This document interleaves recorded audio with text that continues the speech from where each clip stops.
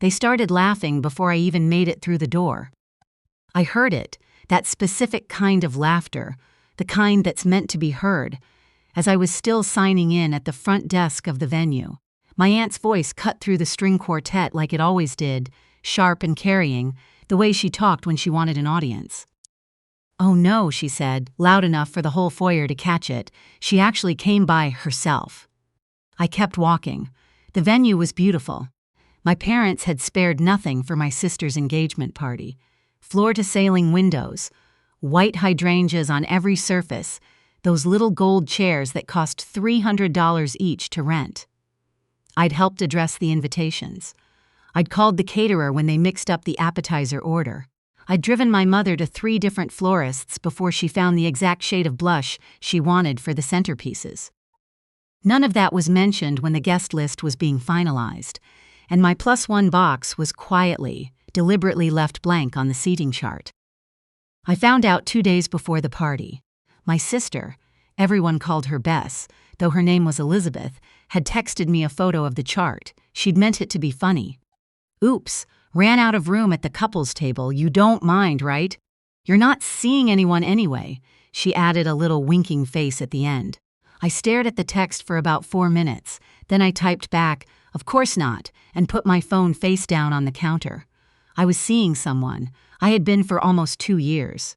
He just wasn't the kind of person you brought places until you were ready, and I hadn't been ready, and my family hadn't exactly made me feel like their events were a safe place to introduce someone I actually cared about.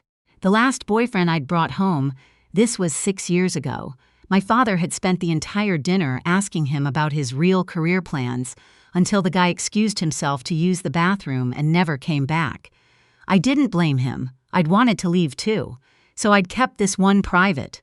I'd kept him in the part of my life that was mine. I thought about texting him when I got Bess's message. He would have come. He'd asked, more than once, to meet my family. But something made me hesitate. Maybe I wanted to see what would happen if I walked in alone. Maybe I needed to know, once and for all, exactly what I was dealing with. I walked in alone. My mother found me near the champagne table about 7 minutes after I arrived. She had that look on her face, the slightly pained, slightly embarrassed look she got when she was about to say something she'd already decided was my fault. "You really couldn't find anyone," she said. "Not hello, not you look nice, just that." "I didn't try," I said. "Lorena." She said my name the way she always did when I was disappointing her, 2 syllables pressed flat. "This is your sister's night. Could you at least try not to make it about you?" I hadn't said a word about myself. I was standing next to a champagne table holding nothing, talking to no one. But somehow my presence, just my body existing in this room without a man attached to it, was making it about me. "I'm not making it about anything," I said. "I'm just here." She moved away to greet someone, and I stood there for a moment with the string quartet, playing something Vivaldi-adjacent behind me, thinking about how I had driven 40 minutes and bought a new dress and spent 3 weeks helping plan this thing. And the first words my mother said to me were about who I hadn't brought with me. My aunt materialized at my elbow. She had a glass of something pink and a look of theatrical concern that she'd been perfecting since I was 12 years old. "It's really okay," she said, patting my arm like I was recovering from something. "Not everyone finds their person right away. You're still young." Relatively. I was 31. "I appreciate that," I said. "Bess found Patrick so young," my aunt continued as if I'd asked. "Some people are just natural at relationships. It's not a flaw to be a late bloomer." I looked at her. I looked at the pink drink in her hand. I thought about a lot of things I could say. I said, "Excuse me," and walked toward the far side of the room where there were fewer people and a very nice view of the garden. My father found me there. This was the part I'd been bracing for, if I'm honest, because my father's disappointment had a specific texture to it. Not loud, not cruel exactly, more like a slow, steady pressure, like a hand on the back of your neck. He came and stood next to me and looked out at the garden for a moment before he spoke. "I just want you to know," he said, "that your mother and I worry about you." "I know," I said. "Bess has always been very socially natural. You've always been more." He paused, searching. "Internal." Internal, I repeated. We just wonder sometimes if you're putting yourself out there enough, if you're trying. I turned to look at him. He was still looking at the garden. My father had a gift for having difficult conversations with the landscape. Dad, I said, I'm fine. I'm good. Things are really good right now. Are they? He said it gently, the way you'd say it to someone who'd just insisted they weren't crying. Yes. He patted my shoulder. Well, we hope so. And then he drifted back toward the party, toward the golden light and the hydrangeas and the couples who were doing relationships correctly, and I stood there with the garden view and tried to remember that I had driven 40 minutes and I could leave whenever I wanted. I stayed. I don't know why. Some old stubborn part of me, maybe. Some part that still wanted to matter at these things. Dinner was announced. I found my place card at a table near the back, not the family table, where my parents and Bess and Patrick and a rotation of aunts and cousins were seated, but a different table with people I mostly didn't know, a college friend of Bess's I'd met twice, someone's work colleague, a cousin's new boyfriend who kept checking his phone. My name card had a small smudge on it, like it had been moved at some point. I didn't ask why. I ate. I talked to the college friend, whose name was Audrey, and who turned out to be genuinely funny and had a lot of opinions about bad restaurant trends, which I appreciated. I avoided looking at the family table, where I could see my aunt leaning in to say something to my mother, both of them glancing over once, quickly, the way people do when they're talking about you. The speeches started after the main course. My father stood up and talked about Bess for 10 minutes, how she'd always known what she wanted, how she'd always led with her heart, how she'd built a life worth admiring. He didn't mention me. I was there, in the room. I had helped pay for the centerpieces, and he gave a 10-minute speech and didn't mention me. I know this sounds like I was keeping score. I wasn't, or I was, but I didn't want to be. I kept trying to let it go, kept telling myself it was Bess's night, this wasn't about me. But there's a difference between something not being about you and you being actively erased from it. I'd been erased, and the strange thing was, no one in that room seemed to notice or care except me. After the speeches, there was dancing. I went back to the champagne table. My cousin's husband, a man named Dale, who had always had a certain fondness for saying things he thought were jokes, appeared next to me. He looked me up and down in that cheerful, assessing way he had. "Solo mission tonight, huh?" he said. "Looks like it," I said. "No worries." He elbowed me lightly. "My buddy from work is here somewhere. I can introduce you. That's okay. He's a good guy. Divorced, but Dale," I said. "I'm fine. I'm just saying." He raised his hands in the universal gesture of innocence. "No one should have to be alone at a party." "I'm not alone," I said. "I'm just not with anyone." He thought about that for a second, then laughed like I'd made a joke and moved away. It was around 9 o'clock when my phone buzzed in my clutch. A text from a number I knew by heart. "Running a little late. Parking is a disaster. Are you okay?" I looked at the text for a moment. Then I typed back, "I'm fine, take your time." Another buzz almost immediately. "I can turn around if you want. Just say the word." I looked out at the room. My sister was dancing with her fiancé, her dress catching the light. My mother was watching them from the edge of the floor, with the particular expression she saved for moments she'd remember forever. My father was shaking hands with someone important looking. My aunt was refilling her drink for the 4th time. I typed, "No, come in." I didn't tell anyone. I went back to talking to Audrey, who was now telling me about a restaurant in Portland that had genuinely changed her relationship with oysters, and I half listened and watched the door. He walked in at 9:17. I knew the second the energy in the room changed, before I even saw him, because that's the thing about him. Rooms notice when he enters them, not because he's loud or showy. Quite the opposite. It's the stillness. He moves like someone who has never once worried about whether he belongs somewhere. And that quality, that absolute lack of performance, reads differently in a room full of people who are all performing constantly. He was with his chief of staff, a quiet, efficient man named Frank, who everyone who knew them assumed was his shadow. Because Frank was always there and always slightly behind, and always ready to handle whatever needed handling. They both wore dark suits. Frank was already scanning the room the way he always did, out of habit. My father saw them first. I watched his face change, the professional social recognition of someone he couldn't immediately place but knew was significant.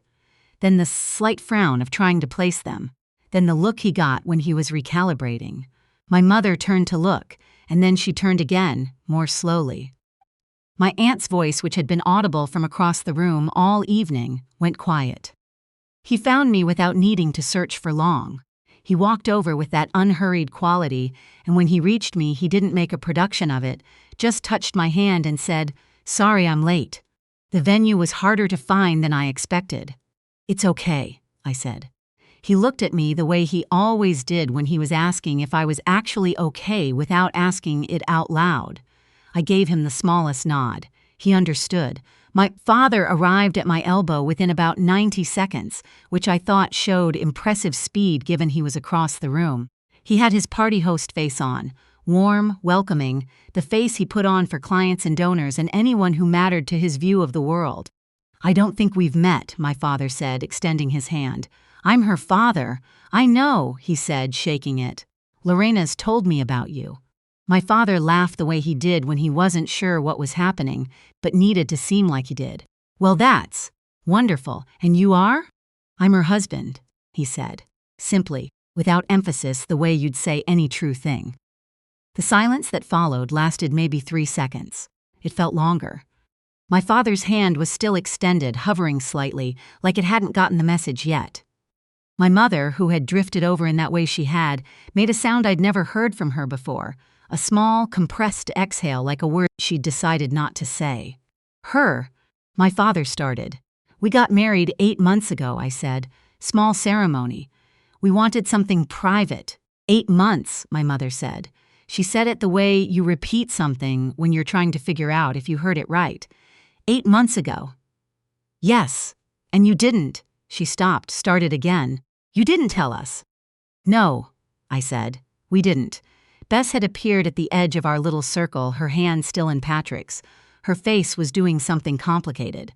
I'd always been able to read Bess even when I didn't want to. She was embarrassed. Not for me, but because of me. Because this moment was happening at her party, and she didn't know how to absorb it into the narrative she'd been constructing all evening. The one where I was the unfortunate solo sister at the back table.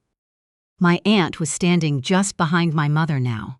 I could see her from the corner of my eye, holding her drink with both hands. "Why wouldn't you tell us something like that?" my father said. He'd recovered enough to be injured now, to frame it as something that had been done to him. "We're your family." "I know," I said. "I don't understand," my mother said. "I don't understand why you would." "Keep it private," I said. "Because I wanted to. Because it was ours." I looked at my father. "You asked me tonight if I was putting myself out there enough, if I was trying. I've been married for 8 months, Dad. Things have been really good. I told you that. I just didn't tell you all of it." The silence had a texture now. Everyone at the surrounding tables had stopped the pretending not to listen. My father looked at me, then at him, then back at me, doing the quiet arithmetic of it. My husband, I still felt something settle in me when I thought that word, like a key in the right lock, had not said anything since his introduction. He didn't need to. He stood with that same unhurried quality, completely comfortable, letting the moment be what it was. Frank had disappeared somewhere, efficiently, the way he always did when his presence wasn't useful. "I'd like to meet my son-in-law properly," my father finally said. His voice had the careful quality it got when he was choosing to be gracious because the alternative was losing something. He had done the math. "Of course," my husband said. They shook hands again, properly this time.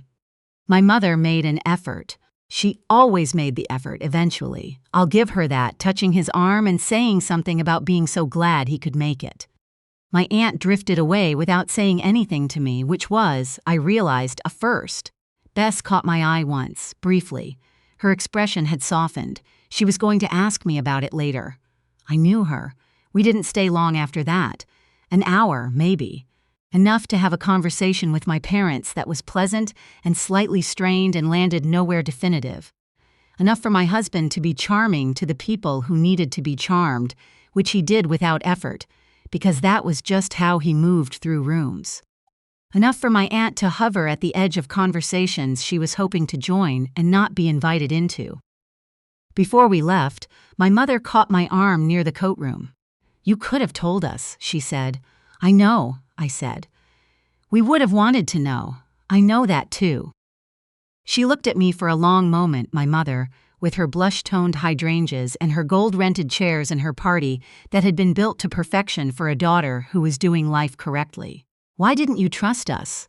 she said, and her voice was quiet in a way it rarely was. I thought about the seating chart with the blank +1. I thought about 7 minutes, and she actually came by herself, and not everyone finds their person, and you're still young, relatively. I thought about the 10-minute speech and my place card with the smudge on it at the back table. It wasn't about trust, I said, which was true. It was about having something that was mine. That was just mine for a while before it had to be everyone else's too. She didn't have an answer for that. My mother was not, in general, a woman who ran out of answers, but she didn't have one for that. I kissed her cheek. I meant it. He was waiting by the door. He handed me my coat and looked at me with that question again, the silent one. "Okay?" he said. "Yeah," I said. And then, because it was true, better than okay. We walked out into the parking lot, and the sound of the party fell away behind us, the string quartet and the clinking glasses and the gold chairs and the hydrangeas and all of it. The night was cool and clear, and I felt something I hadn't felt inside. Space, just space, the way a room feels after you've opened all the windows.